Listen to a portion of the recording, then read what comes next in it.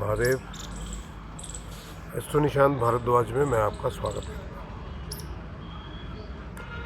आपको याद है कि नहीं मुझे पता नहीं कि मैंने एक वीडियो पहले बनाया था जिसमें मैंने कहा था कि अप्रैल मई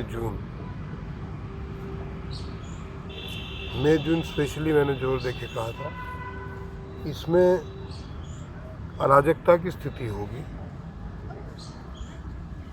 जून के बाद में पीओके हमारे हाथ में आ सकता है कभी भी, ये भी मैंने कहा था। और एक लाइन मैंने और कही थी कि सेना इन्वॉल्व होगी किसी न किसी एक्टिविटी में। तो और वो मैंने 2-3 बार वीडियो बनाया था, ऐसा अलग अलग विषय पे था, लेकिन ये बातें मैंने 2-3 वीडियो में कही थी कि ये समय आने वाला है। अब मुझे इसलिए कहना पड़ रहा है दोबारा से कि अब वो समय आ गया है। मई के महीने में 10 मई के बाद मई जून, हाफ ऑफ द जुलाई, मतलब 15 जुलाई तक देश की सीमाओं पर हलचल होने की संभावनाएं हैं। न केवल देश की सीमाओं पे, क्योंकि देश की सीमाओं पे जैसे ही दबाव बढ़ेगा वैसे ही अंदर छुपे हुए हमारे देश विरोधी तत्व यहाँ पे उपद्रव शुरू करेंगे। तो सेना को देश के अंदर भी इन्वॉल्व होना पड़ सकता है, देश की सीमा पे तो इन्वॉल्व होना पड़ेगा ही।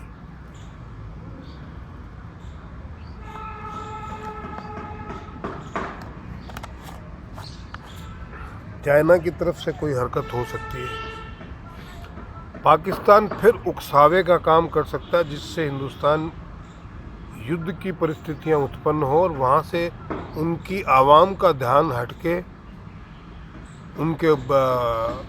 उनकी जो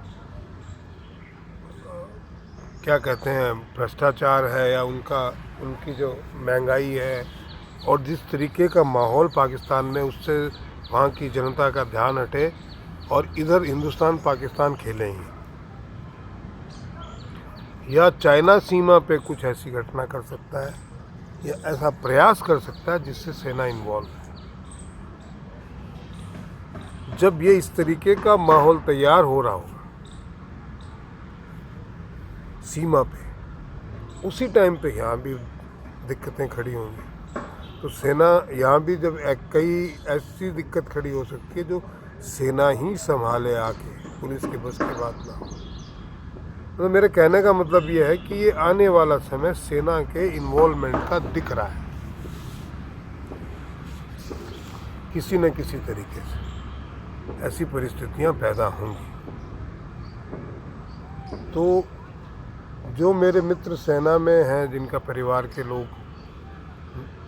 मेरा उनसे भी निवेदन है कि वो धैर्य रखें और लोगों से भी निवेदन है कि जब देश की सीमा पर सेना किसी गतिविधि में इन्वॉल्व हो तो देश के भीतर शांति बनाए रखें और उनके साथ खड़े रहें, मॉरली कंधे से कंधा मिलाकर। और यहाँ पे हो रही अफवाहों को ध्यान ना दें जिससे कि ऐसी परिस्थिति पैदा ना हो जाए कि भीतर और बाहर दोनों तरफ सेना को लगना पड़े और हमारी सीमा पे स्थिति कमज़ोर हो। क्योंकि देशद्रोही लोग या विदेशी लोग तो इस तरीके के षड्यंत्र रचते ही रहेंगे।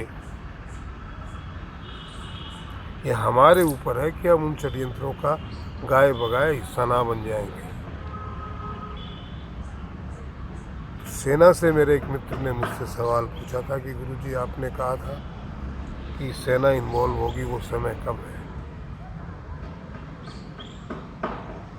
उस समय अब आ गया भैया। आशा है मेरे यह वीडियो आपको समझ में आया होगा, पसंद आया होगा। सब्सक्राइब कीजिए, शेयर कीजिए, कमेंट कीजिए और कंट्रीब्यूट ज़रूर कीजिए। और डिस्क्रिप्शन में अकाउंट डिटेल्स हैं और सुपर चैट भी होंगे। महादेव।